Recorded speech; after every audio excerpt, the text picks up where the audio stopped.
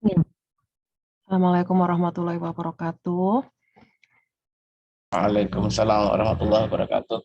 Terima kasih banyak Bapak Dr. Kumara Ariyuwana dan Bapak Hanif Alfata Mkom yang telah berkenan untuk menjadi tim penguji dari seminar proposal tesis dari Bapak Danang Kastowo. Ya, hari ini Mas Danang akan menempuh seminar proposal tesis. Seminar proposal tesis ini statusnya nanti ada kelulusannya ya. Pak Danang dinyatakan lulus, minimal nilainya B. Sehingga harus diperjuangkan betul gitu ya, dicermati setiap pertanyaannya, jangan buru-buru untuk menjawab. Jadi yang berikutnya nanti nilainya akan dikonversi menjadi nilai mata kuliah riset planning ya, Mas Danang. Ya, silakan Mas Danang bisa share paparan rencana penelitiannya. Baik, Bang.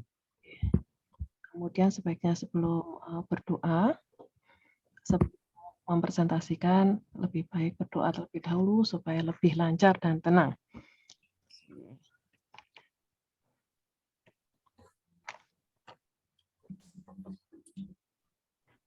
Bisa dimulai, Prof? Oke, monggo, Mas.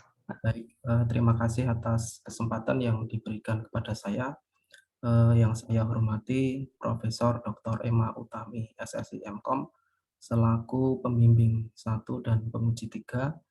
Yang saya hormati Bapak Dr. Kumara Ariyuwana, dan yang saya hormati Bapak Hanif Alfata Mkom. Dalam seminar proposal tesis kali ini, judul proposal yang ingin saya ajukan sebagai penelitian yaitu analisis interoperabilitas sistem informasi kesehatan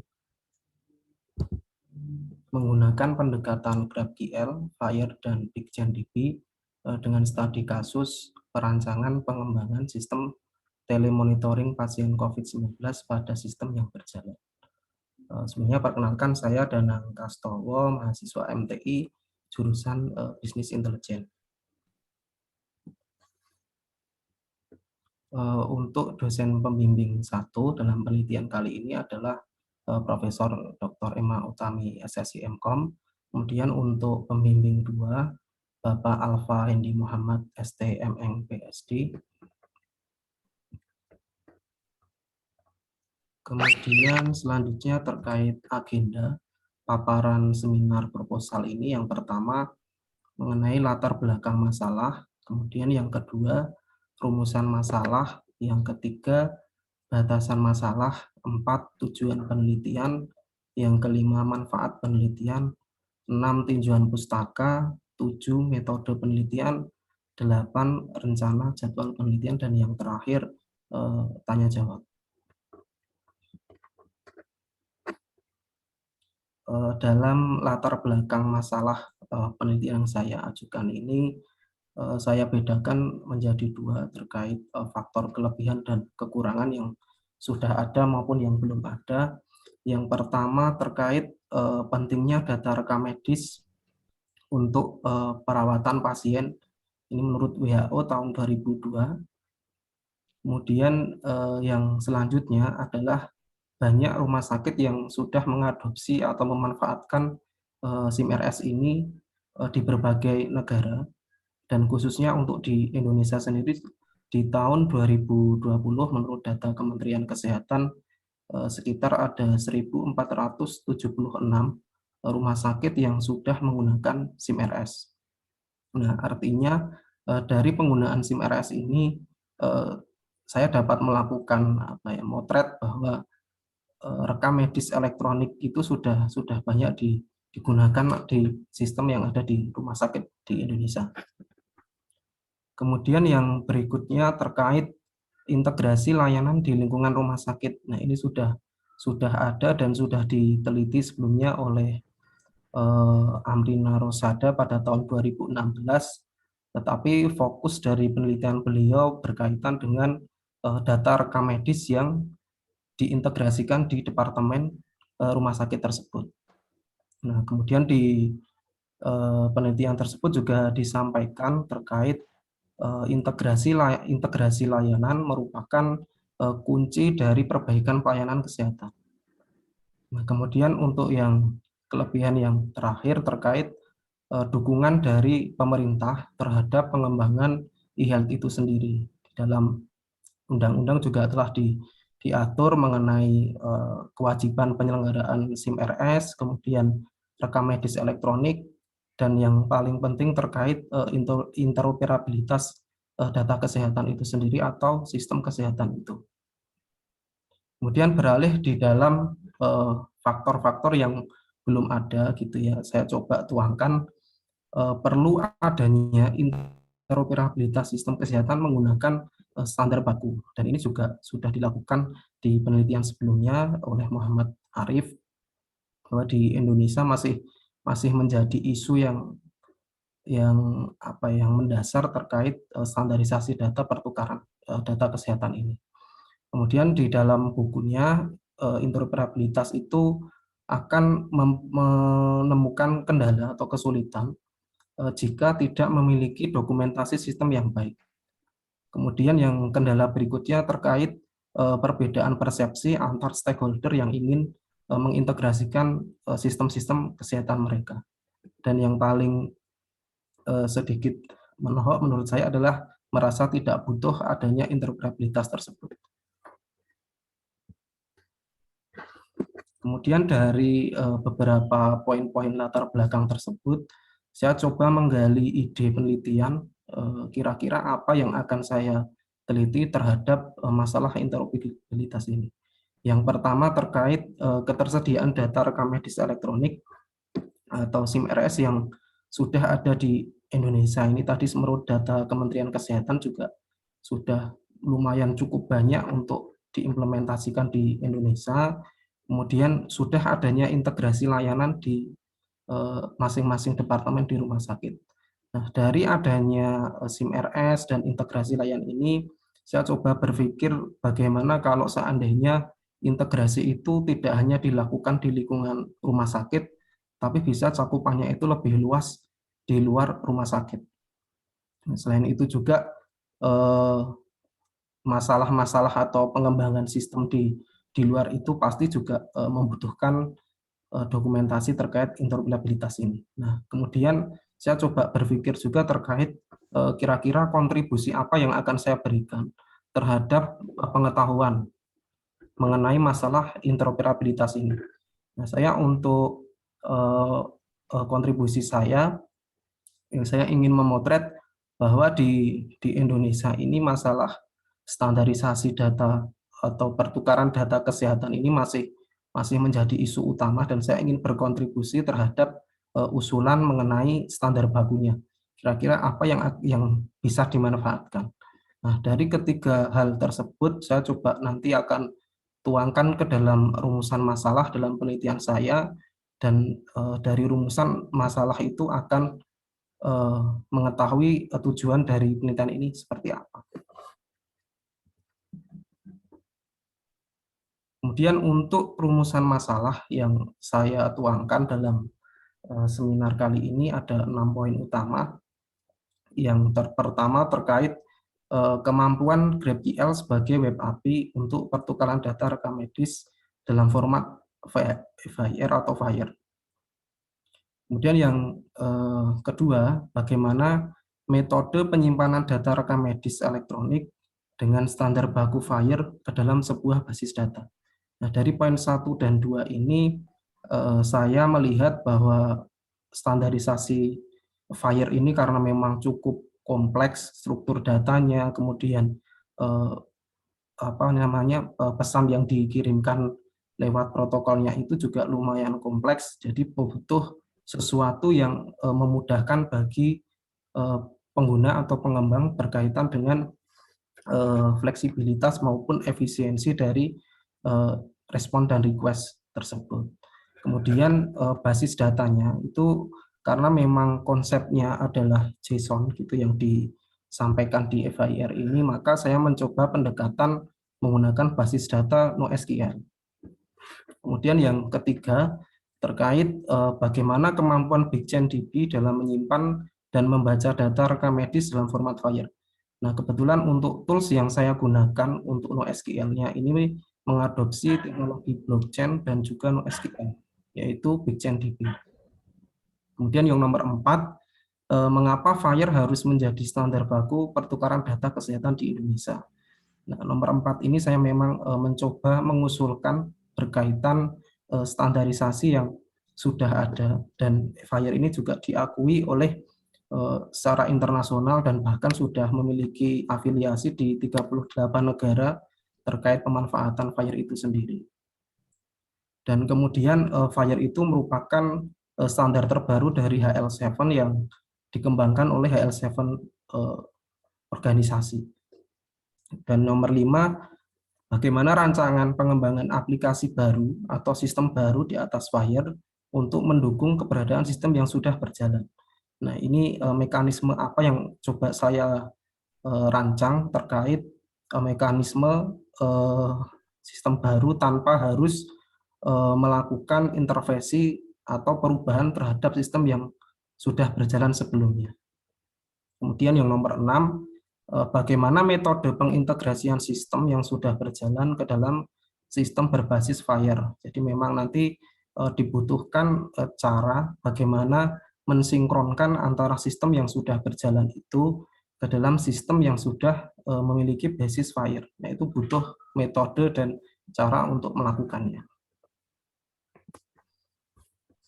Kemudian dari rumusan masalah tersebut, saya coba membatasi terkait penelitian yang saya lakukan supaya lebih fokus seperti itu. Untuk yang pertama terkait resource FHIR itu sendiri.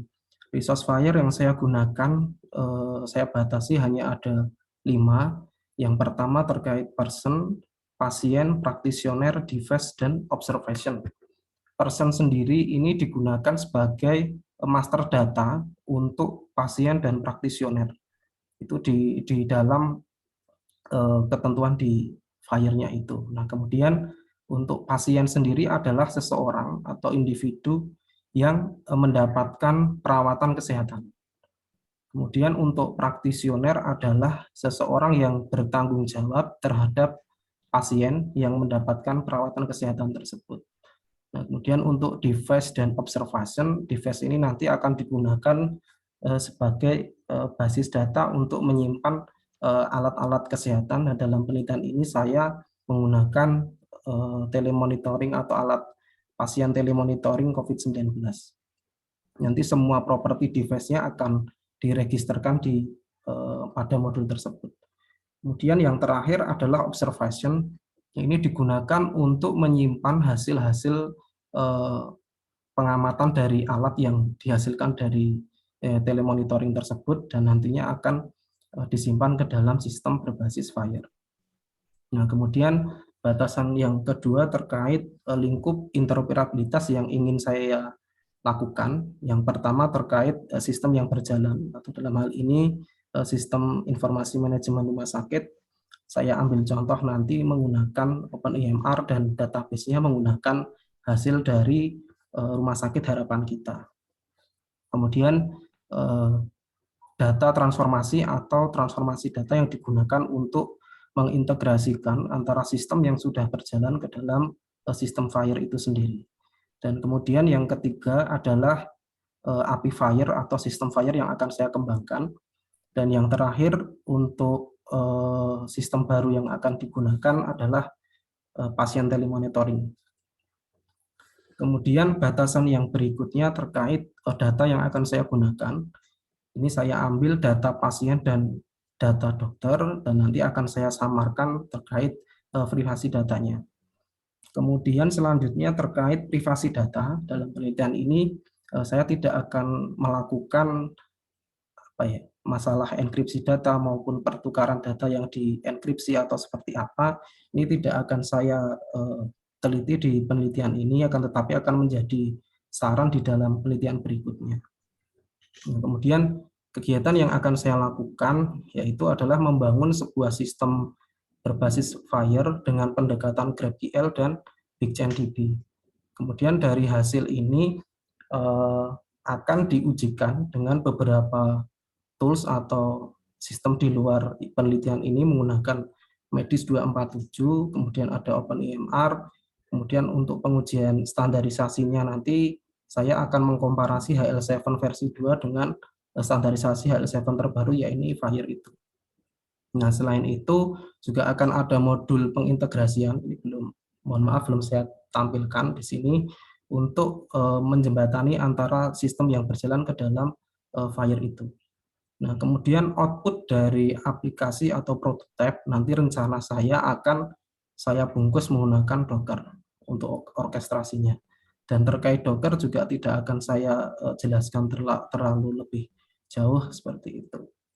Kemudian di bagian bawah kanan ini ada ventilator dan device-nya untuk monitoring pasien COVID-nya. Kemudian tujuan dari penelitian yang pertama mengetahui kemampuan GraphQL sebagai web API untuk pertukaran data rekam medis berformat FHIR. Jadi nanti akan dilakukan selain fleksibilitas dan efisiensi mengenai request dan respon, akan dikomparasi dengan Medis 247 maupun OpenEMR terkait REST API-nya maupun GraphQL-nya. Kemudian yang kedua, mendapatkan metode penyimpan data rekam medis elektronik dengan standar baku FHIR. Jadi ini nanti kira-kira digunakan untuk menentukan ternyata kira-kira basis data apa yang sesuai untuk menyimpan data-data dengan format FHIR itu sendiri. Kemudian yang ketiga, untuk mengetahui kemampuan BigchainDB dalam menyimpan dan membaca data rekam medis dalam format FHIR. Karena seperti klaimnya dari BigchainDB, dia dapat digunakan untuk data yang berukuran besar maupun big data, ukuran besar maupun ukuran kecil, jadi dia lebih fleksibel. Kemudian yang nomor 4 adalah memberikan solusi atau usulan terkait standarisasi data atau pertukaran data di area kesehatan dengan menggunakan FHIR. Kemudian nomor 5 adalah mendapatkan metode pengintegrasian sistem yang sudah berjalan ke dalam sistem yang berbasis FHIR. Ini terkait transformasi data yang akan dihasilkan. Dan harapannya nanti transformasi ini bisa dikembangkan lebih jauh lagi untuk sistem-sistem atau pengujian dengan sistem yang lain. Apakah terkait kompatibilitasnya maupun fleksibilitasnya seperti itu. Kemudian manfaat dari penelitian ini,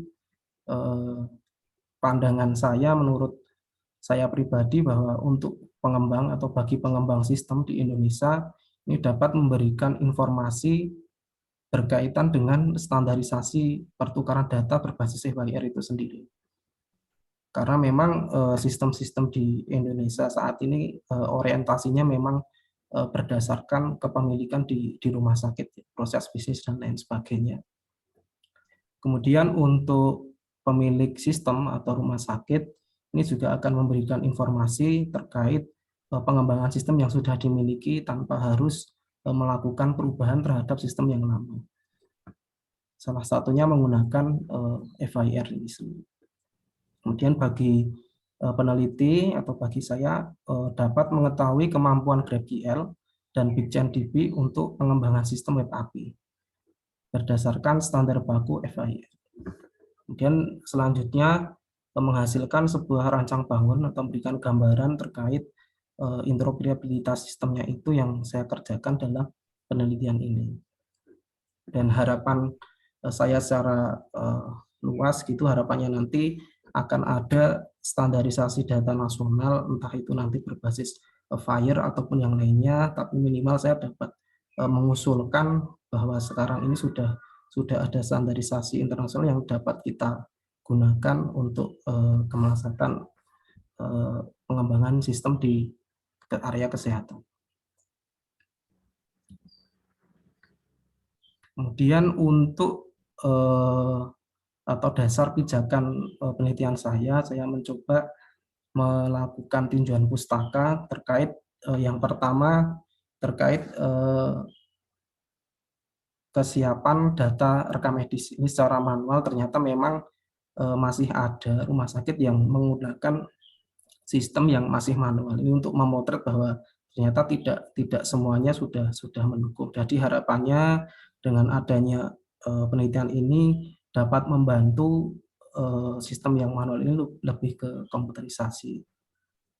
Kemudian yang kedua, potensi terkait standarisasi data kesehatan ini apakah perlu atau tidak di Indonesia. Ternyata di penelitian sebelumnya sudah melakukan pemotretan terkait potensinya. Kira-kira interoperabilitasnya itu menggunakan standar apa. Nah, dalam penelitian tersebut pertukaran datanya menggunakan HL7 versi 2. Dan HL7 versi 2 itu diperuntukkan domainnya memang untuk pertukaran data di lingkungan internal rumah sakit. Berbeda dengan FHIR, pendekatannya ke enterprise dan interoperability yang jauh lebih luas. Kemudian penelitian berikutnya adalah GraphQL, pendekatan GraphQL untuk pertukaran data dengan format HL7 FHIR itu. Nah, ini saya ingin mengkaji terkait kemampuan GraphQL jika dibandingkan dengan REST API. Seperti itu. Nah, kemudian penelitian selanjutnya yang saya gunakan terkait pemanfaatan blockchain untuk menyimpan data rekam medis dan mekanisme pertukaran di dalam blockchain itu sendiri. Nah, di dalam penelitian tersebut fokus dari penelitiannya dia berkutat atau berfokus pada masalah security datanya, kemudian integritas datanya. Jadi karena memang teknologi blockchain ini tidak ada mekanisme hapus data gitu ya, karena nggak boleh untuk melakukan penghapusan, jadi dianggap semua data-data yang sudah disimpan ke dalam blockchain itu adalah aset. Seperti itu. Kemudian untuk mekanisme pertukarannya dia menggunakan IPFS. Nah, di sini belum ada dijelaskan terkait format data yang digunakan atau standarisasi data yang digunakan. Jadi ini adalah peluang saya untuk masuk ke sini dan memanfaatkan blockchain itu sendiri. Kemudian berikutnya adalah untuk menggali informasi mengenai pemanfaatan FHIR dalam basis data yang sudah ada sebelumnya. Dan dalam pemanfaatannya di penelitian ini, basis data yang digunakan pendekatannya masih menggunakan basis data tradisional atau RDBMS. Seperti itu. Kemudian yang terakhir ini adalah berkaitan dengan komparasi antara FHIR, HL7 versi 2 dan versi 3 ini untuk menambahkan argumen dalam penelitian ini bahwa FHIR itu dapat dikembangkan di Indonesia. Kemudian selanjutnya berkaitan dengan roadmap penelitian yang berkaitan masalah interoperabilitas. Nah, ini di tahun 2016 lingkup interoperabilitasnya masih di area internal rumah sakit. Ini dilakukan oleh Mbak Rosada tadi. Kemudian tidak adanya informasi standarisasi data yang digunakan untuk melakukan integrasi di dalam departemennya itu. Jadi mungkin belum atau perlu pengajian lagi terkait standarisasi yang ingin digunakan. Kemudian untuk mekanisme pertukaran data juga tidak dijelaskan bagaimana antar departemen itu saling berkomunikasi. Seperti itu. Kemudian penelitian ini dilakukan di Indonesia. Untuk tahun 2018 ini masih sama untuk lingkup interoperabilitasnya yaitu internal rumah sakit, tapi yang membedakan adalah standarisasi pertukaran datanya sudah menggunakan standar baku yakni HL7 versi 2. Kemudian fokus dari penelitian tersebut adalah untuk mengukur potensi standarisasi dengan HL7 versi 2 ini di rumah sakit tersebut. Kemudian untuk metode analisisnya menggunakan mapping dan analisis potensi. Penelitian dilakukan di Indonesia. Kemudian di tahun 2019, lingkup interoperabilitasnya ini lebih luas lagi. Dia sudah memanfaatkan external system, yakni API FHIR. Kemudian untuk standar pertukarannya sudah menggunakan HL7 terbaru, yakni FHIR. Kemudian fokus dari penelitiannya ini lebih ke arah fleksibilitas GraphQL jika dibandingkan dengan REST API. Kemudian penelitian ini dilakukan di luar negeri. Nah, di roadmap di tahun 2019 ini akan jadi pijakan saya kenapa saya memilih GraphQL dalam penelitian saya. Selanjutnya di tahun 2020 Untuk lingkupnya masih sama di lingkungan internal rumah sakit. Kemudian untuk informasi mengenai standarisasi data juga tidak dijelaskan, tetapi fokus yang dilakukan peneliti lebih ke arah rekam medis elektronik yang disimpan di dalam blockchain. Seperti itu. Kemudian penelitian dilakukan di luar negeri. Dan yang terakhir, yang terbaru dari hasil pencarian saya di tahun 2021, lingkup interoperabilitasnya ini sudah semakin luas, sudah melibatkan eksternal sistem, sudah ada standarisasi data FHIR, kemudian dijelaskan juga mengenai resource yang sudah digunakan itu apa, pasien dan observation, kemudian adanya transformasi data di situ, jadi mekanisme untuk mensinkronkan antara sistem yang lama ke dalam sistem di atas FHIR, kemudian mekanisme pertukarannya menggunakan REST API dan GraphQL. Kemudian untuk basis datanya di dalam penelitian tersebut, karena menggunakan eksternal sistem atau eksternal FHIR, maka basis datanya juga tidak begitu terpotret gitu ya, dia menggunakan apa, tapi mengikuti dari eksternal sistem tersebut. Kemudian untuk penelitiannya dilakukan di luar negeri. Nah, kemudian dari hasil roadmap tersebut, kira-kira apa sih yang akan saya lakukan, apa rencana penelitian yang akan saya lakukan. Yang pertama terkait lingkup interoperabilitas itu sendiri. Jadi nanti yang pertama terkait sistem yang sudah berjalan, kemudian ada transformasi modul, kemudian ada sistem FHIR dengan pendekatan GraphQL, dan ada penambahan bagaimana penambahan sistem baru ke dalam aplikasi yang sudah berjalan tersebut. Kemudian untuk standarisasi menggunakan FHIR atau yang terakhir, yang terbaru. Kemudian basis data yang saya gunakan adalah basis data yang mengadopsi teknologi blockchain dan basis data itu sendiri, yakni BigchainDB. Kemudian resource yang saya gunakan person, pasien, practitioner, device, dan observation. Kemudian untuk integrasi sistem baru ke sistem yang berjalan, nah ini salah satu rancangan yang ingin saya berikan dalam penelitian ini. Kemudian juga transformasi data ke sistem FHIR, karena memang transformasi data ini akan berbeda pada penerapan di 2021, karena memang domain dari aplikasinya juga berbeda. Jadi ini menurut saya masih dapat dikembangkan terkait masalah transformasi datanya ke dalam sistem FHIR. Kemudian penelitian dilakukan di Indonesia. Kemudian selanjutnya adalah rancangan arsitektur yang akan saya lakukan dalam penelitian ini sebagai gambaran untuk sistem yang berjalan. Ini nanti saya akan mengambil satu tools namanya OpenEMR, kemudian untuk datanya akan saya gunakan dari data yang Rumah Sakit Harapan Kita. Kemudian sebenarnya masih banyak lagi SIMRS yang dapat dilakukan atau diuji, tapi saya akan menggunakan OpenEMR saja. Kemudian akan ada modul transformasi hasil dari penelitian ini terkait bagaimana proses mapping modul yang ada di sistem yang berjalan untuk masuk ke dalam sistem FHIR itu sendiri. Dan harapannya di sini juga fleksibilitasnya juga harus bisa dilakukan, karena memang sistem yang berjalan itu ada banyak. Itu adalah challenge dari transformasi modulnya.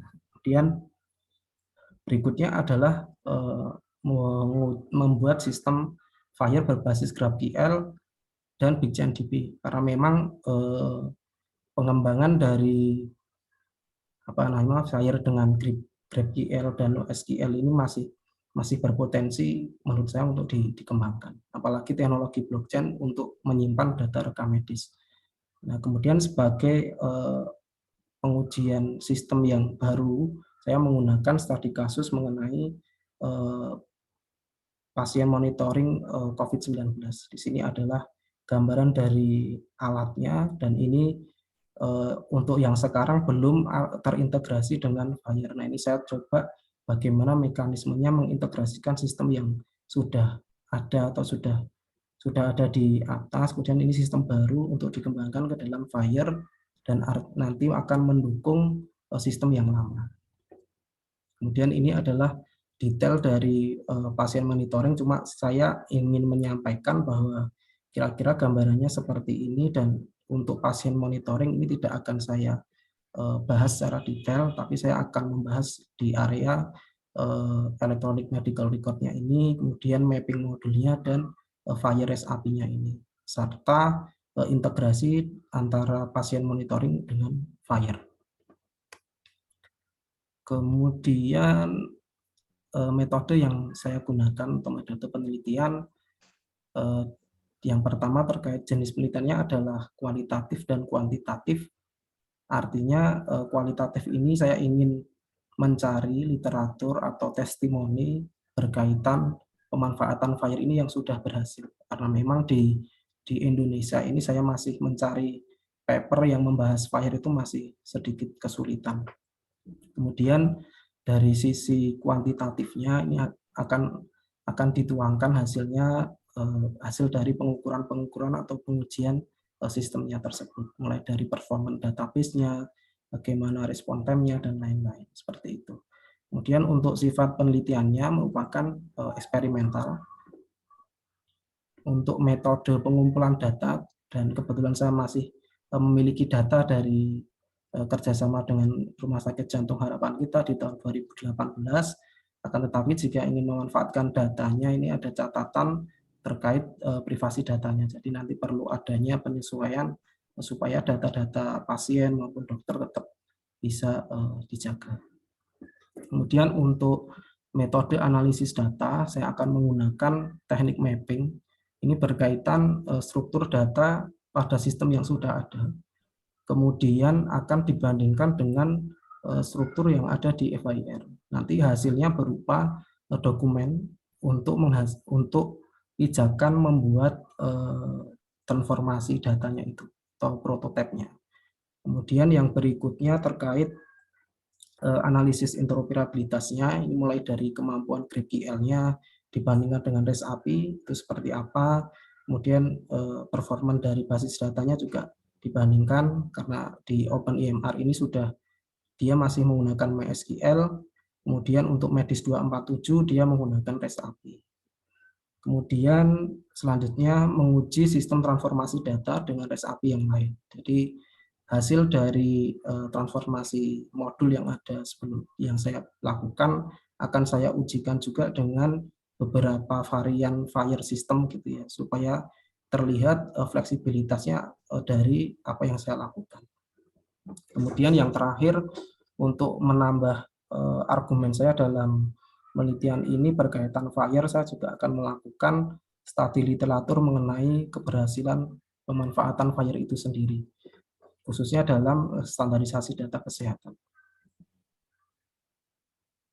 Kemudian untuk alur penelitian, ini ada 5 tahapan utama. Yang pertama berkaitan dengan pendekatan penelitian, kemudian ada pengumpulan data, analisis data, kemudian ada analisis interoperabilitasnya, dan hasilnya. Kemudian selanjutnya jadwal penelitian. Ini adalah planning yang saya lakukan. Untuk pendekatan penelitian ini saya lakukan di bulan Desember. Harapannya nanti sudah selesai semua. Kemudian untuk analisis data saya akan lakukan di bulan Januari, dan itu nanti akan berkaitan dengan pembuatan atau terkait transformasi datanya atau prototipenya.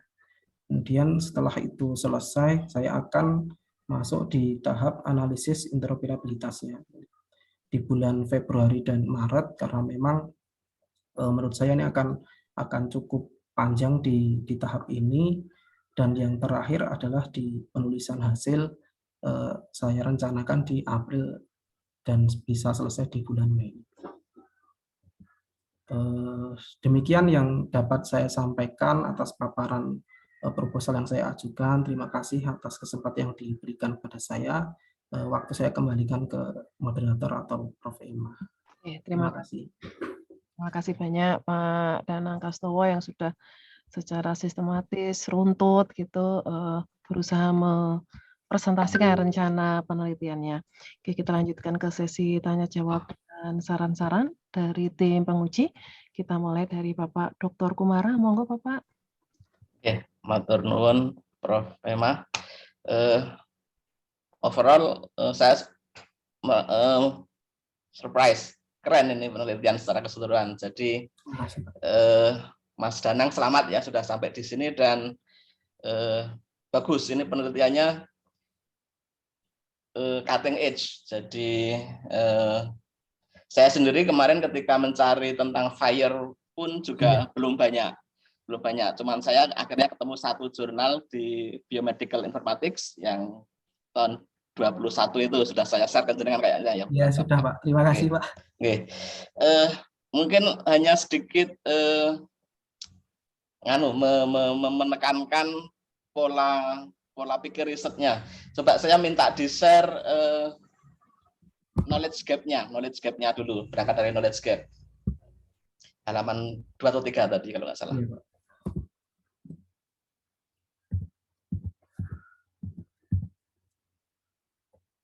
Nah, knowledge gap-nya yang tadi. Ini Pak. Perumusan masalah. Next. Pak. Nah, ya di sini. Oh, di sini. Jadi di sini mana? Sebelumnya yang pada ada nomor-nomornya tadi. Nah, ini. Di sini kan jenengan menemukan bahwa di HL 7 fire tadi itu ada problem di interoperabilitas untuk pertukaran yang sudah ada, kemudian juga di penyeragaman atau standarisasi di data manajemennya ya. Nah itu sebelumnya yang sudah ada itu kan menggunakan yang REST API tadi itu dan yang SQL tadi ya. Ya, MySQL Pak. Nah itu ketika andaikan ini saya sih sayang kalau ini tidak dimasukkan ditulis ke dalam level jurnal internasional ya. Nanti kalau misalkan ditulis ke sana, itu saya sarankan jenengan tekankan di situ bahwa ada knowledge gap. Fire HL7 sekarang itu punya kelemahan di situ yang akan Anda selesaikan dengan metode lain yang dalam hal ini digunakan tadi NoSQL ya Pak. Yang jenengan usulkan untuk exchange tadi yang pakai Facebook. GraphQL Pak. Ya GraphQL, kemudian yang satunya lagi yang tadi yang BigChain tadi itu. Iya betul. Nah itu jenengan tekankan di sana bahwa ini ada knowledge gap di situ. Kemudian ini ada potensi di sini sehingga paper ini akan mengeksplor yang dua tools yang jenengan gunakan tadi itu. Nah itu. Kemudian sedikit yang sebenarnya kan yang GraphQL itu kan sudah ada ya sebelumnya ya oleh Pak. Yang orang India itu. Iya betul. Ya itu di sana dia ada beberapa isu yang perlu diperhatikan. Nah itu kalau misalkan jenengan bisa explore, bisa dijadikan novelty itu sebentar. Contohnya, atau ini jenengan tutup dulu. Saya share papernya biar nanti jenengan bisa fokus untuk mengeksplor ke sana. Oke. Share. Jadi MySQL yang sudah dikerjakan oleh orang India itu namanya siapa ini? Itu although GraphQL provides a sophisticated technology to develop ini, tapi juga beberapa challenge. Nah ini yang jenengan menjadikan kesempatan untuk dijawab sebagai novelty. Oke, kalau ini jenengan bisa jawab di dalam risetnya itu novelty itu. Nah, kalau bisa juga analisisnya juga sekeren ini juga. Jadi beberapa tools-toolsnya itu jenengan bisa setarakan gitu ya. Kalau ini kena, insya Allah jurnal internasional kena itu masuk novelty. Atau ini juga another challenge is to deal with schema duplication. Nah ini juga jenengan bisa jawab. Ini juga salah satu challenge atau knowledge gap yang bisa Anda isi. Nah, kalau bisa tadi itu yang kenapa Anda gunakan BigChain yang itu cari kelemahannya yang ada di model sebelumnya. Oke. Yang apa tadi namanya, yang sudah existing itu. Iya, Pak. Itu cari kelemahannya, kemudian Anda sebutkan di sana ini punya kelemahan. Nah, yang ditawarkan oleh Big Change sebagai novelty baru juga. Nah, itu juga opportunity yang bisa dengan tulis untuk jurnal internasional. Tapi overall keren. Ini saya surprise ada bisa seperti ini. Nah, coba nanti juga ini ada yang baru dari yang ini enhancing naratif.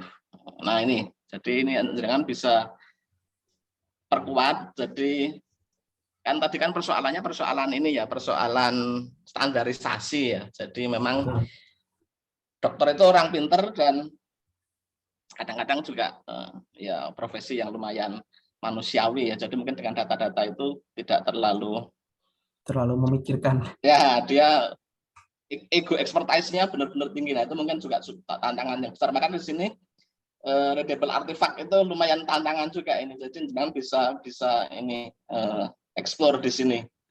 Explore bagaimana menstandarisasi medical artifact itu. Iya. Itu lumayan. Sebenarnya ini peluang besar ya. Nanti kalau misalkan setelah Anda atau Anda nanti ke S3 gitu, ini bisa dilanjutkan. Keren ini sebenarnya. Ya, atau berikutnya setelah dengan adik angkatan Anda coba ditawarin ini bisa dilanjutkan loh ini dengan level S2 tentu saja gitu bisa dilanjutkan. Oke. Pertanyaan berikutnya adalah tadi kan jenengan menggunakan data 2018 di Rumah Sakit Jantung Harapan kita ya. Iya, Pak. Itu untuk apanya itu, Mas? Itu untuk sumber data pasiennya sama data dokternya, Pak. Terus yang Pak untuk kasus yang COVID tadi untuk apa? Kalau COVID-nya itu nanti itu di-generate-nya dari alatnya tadi, Pak, dari pasien monitoringnya itu kan dia semacam IoT gitu ya, Pak, atau ventilator COVID. Jadi sumber datanya itu ceritanya itu gini, pasien yang ada di Rumah Sakit Harapan kita kan itu sebagai domain datanya, kemudian ada irisan terkait katakan untuk yang COVID atau yang apa seperti itu nanti bisa dicek dari situ untuk data pasiennya. Kemudian alatnya itu digunakan sebagai. Jadi ada orang yang 2018 jadi pasien, itu jadi pasien COVID itu ada? Itu untuk simulasi aja, Pak, sebenarnya. Saya agak confused. Jadi kan jenengan akan menggunakan data 2018 dari harapan kita itu semacam untuk data eksperimental itu toh? Ya, betul. Itu nanti ketemu angka-angka analisis. Ya, untuk pengujian. Jadi nanti ketemu angka-angka analisis tentang efektivitas dan efisiensi misalkan, pokoknya tentang performance dari tools Anda. Nah, kemudian setelah itu ketemu hubungannya dengan yang untuk 2018 yang Internet of uji lagi gitu.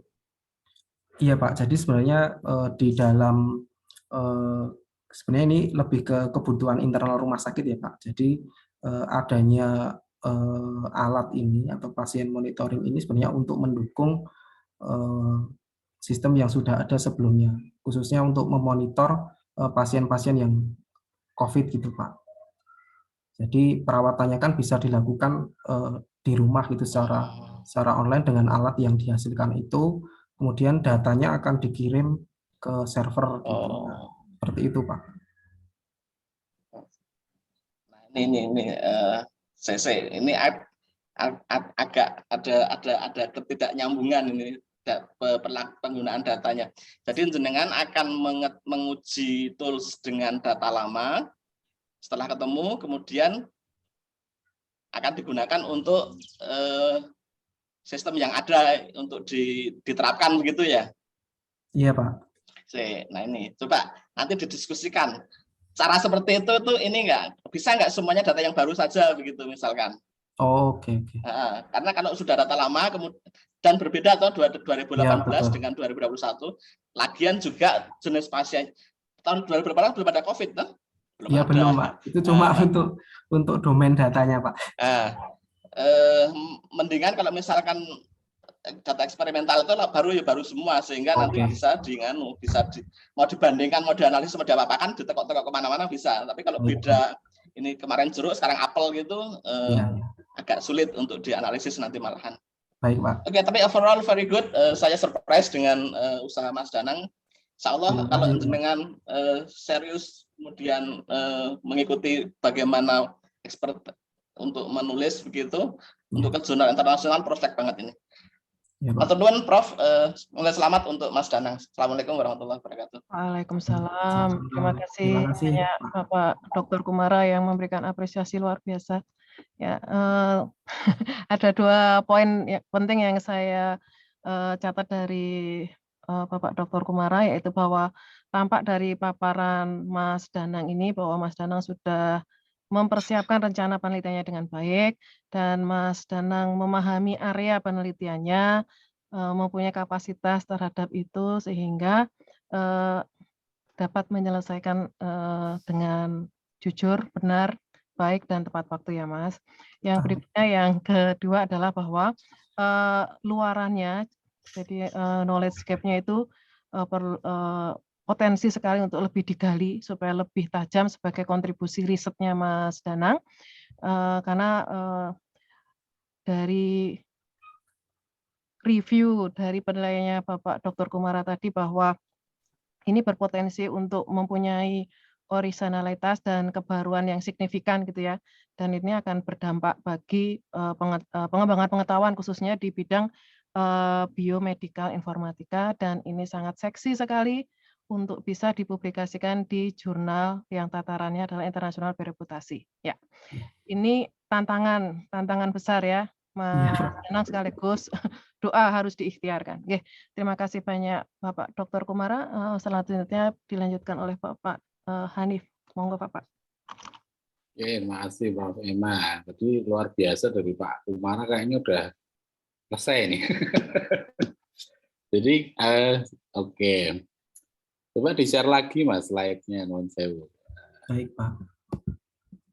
Jadi saya setuju dengan Pak Kumara, artinya kalau saya lihat dari rumusan masalah jenengan itu Mohon maaf Pak Kumara, mungkin bisa di stop screen dulu. oh iya, Pak Kumara masih share. Ya, oke. Kalau dari rumusan masalah itu tadi kan riset gap-nya sudah ketemu ya. Riset gap sudah ketemu, kemudian kontribusi yang mau diarah itu sebenarnya juga sudah ada. Dan itu memang tidak lazim di S2 gitu. Sesuatu yang menurut saya perlu diapresiasi. Nah, agar itu kelihatan, nah di rumusan masalah ini hal-hal itu tadi harus dimasukkan, Mas. Kenapa? Karena kalau kita baca pernyataan di rumusan masalah itu sangat masih deskriptif ya menurut saya. Jadi bagaimana kemampuan GraphQL sebagai API untuk pertukaran data kampus dalam format FHIR. Ini nanti kan kesimpulannya ya kemampuannya bagus, tidak bagus, kurang bagus gitu aja kan. Jadi tidak ngarah ke rumusan masalah yang riset gap yang tadi ditemukan. Nah, coba nanti gimana caranya kami mungkin rumusan masalahnya nggak usah terlalu banyak, tetapi langsung mengerucut pada riset gap-nya apa, yang panjenengan usulkan itu apa, pengukuran terhadap keberhasilan usulan itu apa, selesai. Nah, 3 itu kan. Jadi apa yang menemukan risk gap kan finding juga itu jadi satu rumusan masalah. Yang kedua, bagaimana metode Anda untuk mengusulkan hal yang baru, mengujinya, kemudian menyimpulkan bahwa memang usulan penelitian ini hasilnya memberi kontribusi seperti yang diharapkan. Jadi 3 hal itu sudah selesai. Nah, yang mungkin perlu dinotis itu yang poin 4 itu, bagaimana FHIR harus menjadi standar baku. Ini agak aneh lah kalau masuk rumusan masalah, yang nanti rumusan masalah itu kan terkoneksi dengan kesimpulan. Sebagai recommendation boleh lah nanti. Iya Pak, maksudnya usulan Pak. Nah ya di bab 4 itu setelah dengan menyampaikan bahwa hasil penelitian ini oke, intinya FHIR itu punya banyak kelebihan dan seterusnya, dan ini sudah jadi standar dengan ini ya, itu bisa masuk. Nah itu aja sih nanti rumusan masalahnya dengan restructure gitu. Sehingga Iya. kalau di S2 kan di buku panduan itu mengatakan kita harus lebih ke penelitian yang analitis maupun eksperimentatif ya, tidak deskriptif. Baik, Pak. Walaupun awalnya memang dari deskriptif. Misalnya pertanyaan pertama itu kan bagaimana kemampuan GraphQL itu kan bisa kemudian dieksplor ke pertanyaan yang analitis. Misalnya tadi yang sudah disampaikan Pak Kumara. Kelemahan dari riset gap yang ditemukan apa, yang baru apa, kemudian parameter untuk mengukur bahwa kita itu berhasil memperbaiki riset gap itu apa, itu kan langsung sudah muncul di rumusan masalah. Itu nanti enak sekali alur penelitiannya. Ya, Pak. Kemudian tadi saya lihat ada ini ya, Rumah Sakit Harapan Kita itu memang tidak dimunculkan di judul atau gimana? Kalau judulnya kan pakai sistem yang berjalan gitu aja. Apakah kesulitan pencantuman namanya atau gimana? Kalau sebenarnya gimana ya Pak, untuk sistem yang berjalan ini tuh sebenarnya banyak case-nya, ya, banyak use case yang gitu. tadi yang saya gambarkan itu nggak cuma di Rumah Sakit Harapan Kita. Artinya itu sistem general yang sebenarnya bisa Ya, diterapkan di rumah sakit yang lain gitu ya? Iya, betul Pak. Artinya ini penelitian ini tidak spesifik ke Rumah Sakit Harapan Kita. Iya, betul. Ya, masuk, oke lah. Berarti ini masukan saya tak delete yang terkait itu. Kemudian, nah tadi menarik coba ke ini, metodologi penelitian. Ada dua model penelitian yang akan diajukan ya. Iya. Ada sisi kuanti, ada sisi kualinya. Sebenarnya nggak harus sih S2 itu ada kualitatifnya, tapi kalau Anda mau, maksudnya ada dua metode dalam satu penelitian ya, multi metode itu nggak apa-apa gitu, tapi tentunya kan penelitian ini jadi akan lebih lama. Oh iya. Tapi itu kalau dari rumusannya tadi ya Pak. Quali itu memang benar-benar significantly mendukung kuantinya dilaksanakan saja, tapi kalau quali itu hanya hasil tambahan sebagai jawaban terhadap mungkin permasalahan atau pertanyaan yang ingin dijawab, tapi tidak significantly connected dengan kuantinya, dipertimbangkan aja, karena quali itu malah susah Mas. Siapa? Ukuran data, wawancara, nanti mendekode menjadi tulisan itu agak panjang ceritanya. Padahal kan menurut saya penelitian dengan very much on quantity aja sudah oke gitu ya. Nah sekarang coba ke slide berikutnya. Terus agak di zoom dikit biar kelihatan. Ini gambarnya pecah ya Pak kalau dipecah ya, waduh. Iya. Wah, tak ketok. Kelihatan. Enggak, coba dengan cerita dulu aja lah. Dari situ. Dari sini itu rumusan masalahnya akan kelihatan dari situ. Baik Pak. Jadi di proses yang pertama terkait pendekatan penelitian, ini saya lakukan mencari referensi atau literatur terkait masalah interoperabilitas dan bagaimana solusi yang ditawarkan. Ini di sini.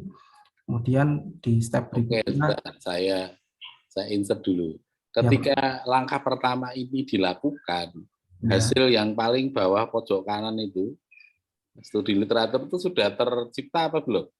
Kalau yang di sini, yang di atas ini lebih ke arah tadi Pak, yang teknisnya gitu ya, kayak pengumpulan. Nah, kalau yang di sini itu sebenarnya untuk menjawab yang perlunya kualitatifnya itu Pak. Nah, itu sebenarnya saya nangkepnya itu gara-gara di rumusan masalahnya saja sepertinya Pak.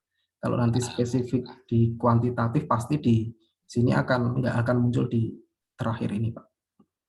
Kalau udah paham ya nanti mohon, nggak tahu dengan tetap kuanti kuali atau mau di kayaknya mengikuti saran aja Pak. Kuanti aja ya. Ya kalau waktunya ada nggak apa-apa, kan semakin banyak hasil dengan publikasinya bisa lebih banyak. Oke ya, itu sudah clear. Kemudian yang kedua di pengumpulan data, coba. Ya, pengumpulan data ini kebetulan kan tadi saya menggunakan data yang lama gitu ya Pak, data dari Rumah Sakit Harapan Kita di tahun 2018. Kemudian ada untuk COVID-nya penggunaan berarti. datanya, saya menggunakan random sampling untuk penentuan jumlah data yang akan digunakan, seperti itu. Nah, sampai titik ini dengan punya hak akses nggak? Saya sudah punya database-nya Pak sebetulnya. Oh ya sudah. Cuma tadi disarankan oleh Pak Kumara kan untuk pembaruan data yang terbaru. Nah, Dengan mungkin saya beberapa bisa rumah sakit menggunakan. itu nggak open ya. Saya ada cerita teman saya ngambil data S3 itu ke Sapsida harus bayar. Bayar itu entah legal apa nggak tahu lah. Pokoknya ya dapat tapi tidak gratis gitu loh. Baik. Kalau Oke. kemungkinan pakai data yang COVID-19 ini yang dulu di tugas mata kuliahnya Prof. Ema, saya sudah ada datanya juga Pak. Ada sekitar 2.000 data pasien. Nah, perbaikan terhadap riset gap itu sudah mulai ada di langkah berapa? Sebenarnya pertanyaan saya yang penting itu.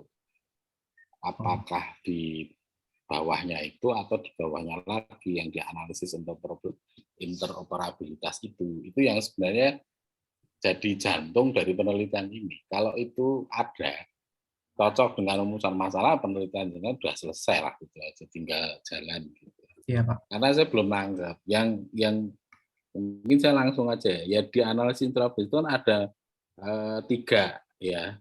Paling kiri itu, tengah sama kanan. Nah itu hubungannya apa Mas? Coba. Jadi kalau yang di sini Pak, ini dari transformasi data ini diujikan ke sistem yang saya bikin di penelitian ini.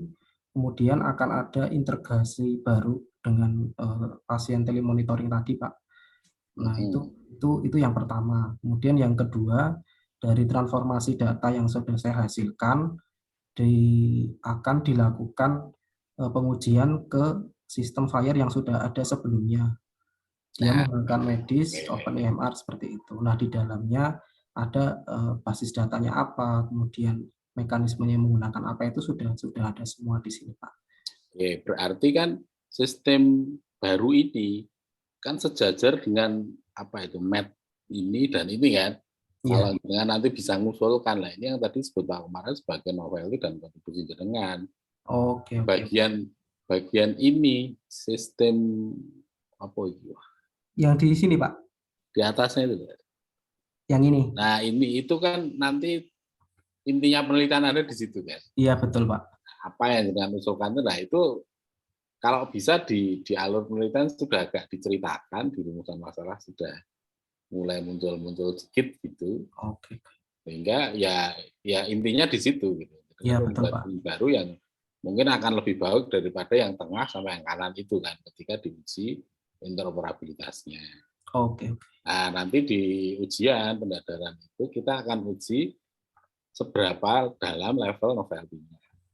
Apakah usulan, misalnya apakah memang ada hal baru yang diusulkan atau hanya istilahnya menghybrid beberapa pendekatan atau apa, itu it's okay gitu. Yang penting kan ada hal baru. Terus yang kedua adalah bagaimana kita mengukur bahwa yang kita ajukan itu memang lebih bagus dibanding yang tengah sama yang kanan. Harapannya kan gitu ya. Iya betul. Walaupun sebenarnya nanti kalaupun nggak lebih bagus ya rapopo lah, yang tengah sama yang kanan itu kan sing neliti wong top gitu ya. Dengan mendekati atau iso melebihi itu jauh luar biasa. Baik Pak. Nah, saya lihat catatanku nih.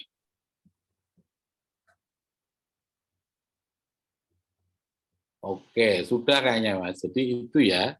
Baik, jadi ya ini ya standar lah ketika alur penelitian itu, terutama di bagian novelty-nya dengan explore, tentunya itu akan mempengaruhi rumusan masalah sehingga kesannya efektif itu aja. Siap. Dan nanti penelitian cepat selesai, terus publishing-nya banyak, dengan nanti bisa dapat oleh-oleh banyak ketika lulus, ya nggak cuma ijazah. Nah, terus Ema, saya kembalikan waktunya. Ya. Oke, dorongan dari tim penguji luar biasa ya, Mas Danang. Ya, Prof. Catatan tambahan ini dari Pak Hanif yaitu bahwa rumusan masalahnya itu diperingkas gitu untuk lebih difokuskan untuk diarahkan pada riset gap yang terukur gitu. Demikian pula parameter-parameter apa saja yang diatur, yang diukur dalam penelitian ini. Kemudian Rumah Sakit Jantung Harapan Kita itu sudah dicantumkan dalam batasan, Mas? Sudah, Prof. Sudah, nggih. Nah, yang berikutnya bahwa kalau jenis penelitiannya, ini kan berarti ada kualitatif dan kuantitatif.